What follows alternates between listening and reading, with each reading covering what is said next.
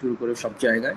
তো ইনশাআল্লাহ আমরা আশা করি খুব তাড়াতাড়ি সেগুলা ওভারকাম করে ভালো একটা পলিটিক্স আমরা শুরু করব সামনে সারা বাংলাদেশে ইনশাআল্লাহ।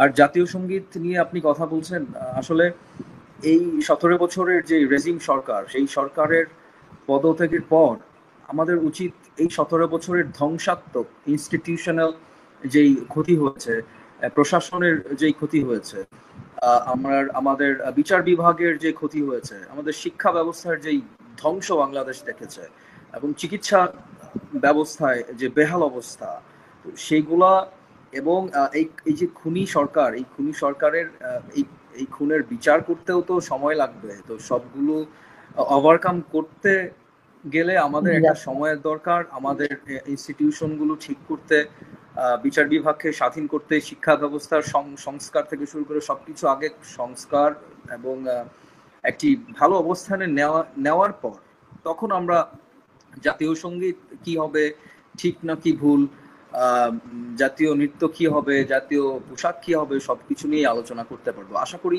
এই মুহূর্তে বাংলাদেশের এই সিচুয়েশনে আমাদের উচিত না জাতীয় সঙ্গীত নিয়ে আলোচনা করা। আমাদের এর চেয়ে অনেক গুরুত্বপূর্ণ কথা বাংলাদেশে রয়েছে।